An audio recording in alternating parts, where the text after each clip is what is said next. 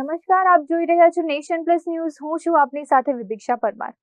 સંસ્કારી નગરી વડોદરાની મધ્યમાં આવેલું અને શહેરની શાન ગણાતું ઐતિહાસિક સુરસાગર તળાવ ફરી એકવાર વિવાદોના વમળમાં આવ્યું છે.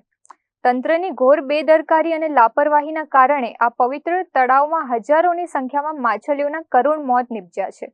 વડોદરાના હૃદય સમાન સુરસાગર તળાવની આ તસવીરો કાયદા અને વ્યવસ્થાની જેમ જ પાલિકાની કથળેલી કામગીરીની પણ ચાળી ખાય છે.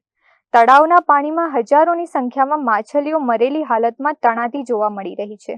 પર્યાવરણવિદોના મતે તળાવની જાળવણીના અભાવે અને ઓક્સિજન પ્લાન્ટ બંધ પડી રહેવાને કારણે પાણીમાં ઓક્સિજનનું સ્તર ઘટ્યું છે, જેના લીધે આ મૂંગા જીવોને પોતાના જીવ ગુમાવવાનો વારો આવ્યો છે.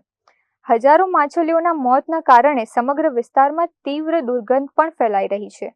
ભગવાન શિવની ભવ્ય પ્રતિમા ધરાવતા આ સુરસાગર તળાવના બ્યુટિફિકેશન પાછળ માત્ર કાગળ પર જ મોટો ખર્ચ દેખાડવામાં આવ્યો હોય તેવું અત્યારે પ્રત્યક્ષ દેખાઈ રહ્યું છે.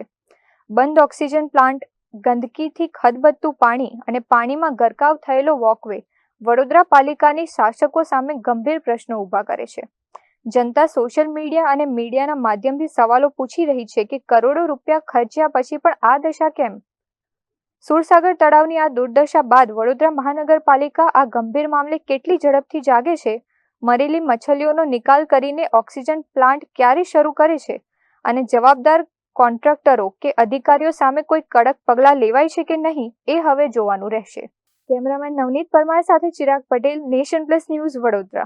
સમાચારોના સતત અપડેટ મેળવવા માટે અમારી નેશન પ્લસ ન્યૂઝની યુટ્યુબ ચેનલને સબસ્ક્રાઇબ કરો, બેલ આઇકન દબાવો અને જોડાયેલા રહો ફેસબુક, ઇન્સ્ટાગ્રામ અને ટ્વિટર પર.